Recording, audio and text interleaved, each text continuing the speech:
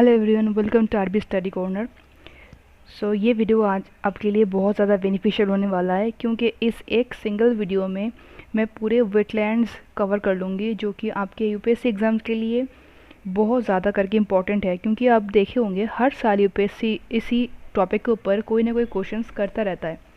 इसीलिए इस एक सिंगल वीडियो में मैं आपको टोटल एकदम क्रिस्टल क्लियर कर दूँगी कि वेटलैंड्स क्या होती है। इन डेप्थ डिटेल्स मैं आपको इस वीडियो के थ्रू दे दूंगी, और इसमें रामसर साइट्स भी मैंने पूरे कवर किया है। तो इस वीडियो को अगर आप देख लोगे पूरे, तो आपको कोई भी क्वेरीज या फिर कोई भी कन्फ्यूजन क्रिएट नहीं होगा। सारे कन्फ्यूजन्स एक टाइम पे क्लियर हो जाएगा। Let's start the video. सबसे पहले ये देख लेते हैं कि what are the Ramsar sites in India and how can we memorise the names of Indian wetlands. क्योंकि आपको पता है कि इंडिया में 2019 में टोटल वेटलैंड्स था 37, और अभी 2020 में कवर किया है +5, और अभी राइट नाउ टोटल आपके रामसर साइट्स जो कि वेटलैंड्स है इंडिया में वो है 42। इसी वजह से सारे के सारे जो नेम है वो आपको याद रखना ज़्यादा इंपॉर्टेंट है, क्योंकि काफ़ी टाइम ऐसा हो सकता है कि आपको कोई भी एरिया जो कि न्यूज़ में कवर की जा रही हो रिसेंटली, उसी के बेसिस पे आपको कोई भी रामसर साइट्स हो, क्योंकि इन आपको न्यूज़ में डेली अपडेटेड होते रहते हैं, तो आपको कोई भी एक नेम मेंशन कर दिया जाएगा और आपको ये पूछ लिया जाएगा कि वो रामसर साइट्स या फिर वो वेटलैंड्स कौन सा एरिया में लोकेटेड है। तो अगर आपको वो एरिया प्रॉपर तरीके से आइडिया नहीं होगा तो आप उसको क्रैक नहीं कर पाओगे। इसीलिए सारे के सारे नेम्स और विथ स्टेट्स याद रखना बहुत ज़्यादा इंपॉर्टेंट है। अभी देख लेते हैं कि वेटलैंड्स विदिक होता क्या है। नॉर्मली वेटलैंड ये होता है कि कोई भी एक लैंड हो जो कि कवर होता है पूरे तरीके से वाटर से।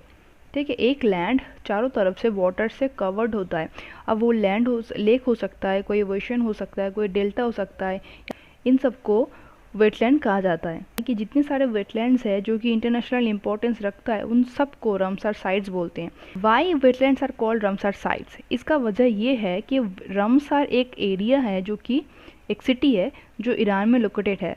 1971 में एक इंटरनेशनल ट्रीटी होता है। इंटरनेशनल ट्रीटी के थ्रू एक कंजर्वेशन साइन किया जाता है, किसके लिए? इतने जितने सारे वेटलैंड्स है उन सबको सस्टेनेबल करने के लिए, उन सबको संरक्षण करने के लिए, और उसी ट्रीटी के नाम से इसका नाम दिया गया है रामसर साइट्स।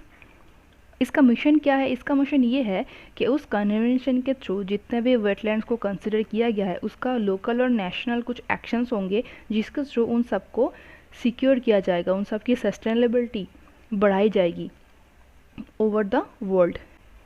1971 के ट्रीटी के बाद से अभी तक की 2021 की अगर बात करें तो इस पूरे टाइम पीरियड तक अभी के पूरे वर्ल्ड में टोटल जो कंजर्वेशंस है, टोटल जो रामसर साइट्स है वो है more than 2300 wetlands. Ramsar site एकमात्र एक ऐसा नेटवर्क है, लार्जेस्ट नेटवर्क है जो कि प्रोटेक्ट करता है इन सब एरिया को।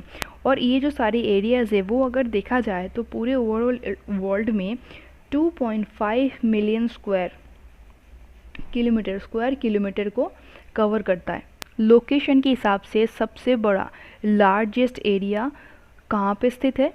मैक्सिको में है। और अगर पहला वर्ल्ड की अगर फर्स्ट साइट बोला जाए तो पहला वर्ल्ड की फर्स्ट साइट है कोबक पेनिनसुला जो कि ऑस्ट्रेलिया में है। इंडिया में टोटल 42 सिटीज़ है जो कि डिक्लेयर किया गया है, कंसिडर किया गया है वेटलैंड्स के नाम। वैसे ही सबसे ज़्यादा अगर सिटीज़ की बात करें तो टोटल यूनाइटेड किंगडम में है 175 सिटीज़, जो कि सबसे ज़्यादा है वो किस में है? यूके में है, यूनाइटेड किंगडम में है। और इसके बाद सबसे ज़्यादा है 142, और इतने सारे सिटीज़ कहाँ पे है? ये है मैक्सिको में। अगर लार्जेस्ट एरिया की बात की जाए तो वो बोलीविया में है, जिसमें स्क्वायर किलोमीटर कितने हैं? 148,000 under Ramsar protection. Total India में जितने सारे रामसर साइट्स है वो मैंने यहाँ पे मेंशन कर दी है, जिसमें देखिए आपको टोटल 42 रामसर साइट्स आपको देखने को मिल जाएंगे, जिसमें इम्पॉर्टेंटली अगर देखा जाए तो कुछ रामसर साइट्स रिसेंटली ऐड की गई है। पहले हमारे पास टोटल 37 रामसर साइट्स था इंडिया में, और अभी के टाइम पे और ज़्यादा ऐड की गई है टोटल 5 रामसर साइट्स।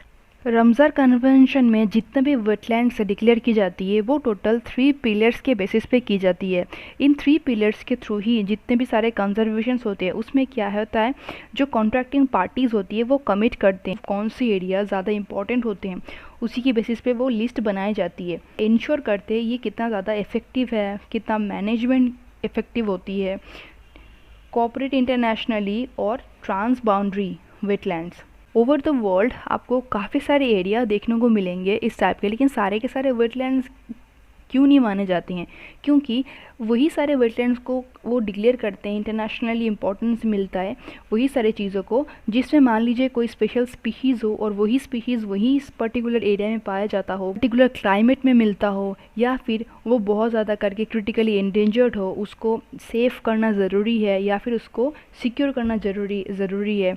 सो इन सब चीज़ों को ध्यान रखते हुए ये कन्वेंशन बनाई जाती है। मॉन्ट्रिक्स रिकॉर्ड के थ्रू जितने भी सारे वेटलैंड्स हैं उसकी ध्यान रखी जाती है। ये एक रजिस्टर मान सकते हैं, एक रजिस्टर है वेटलैंड साइट्स के।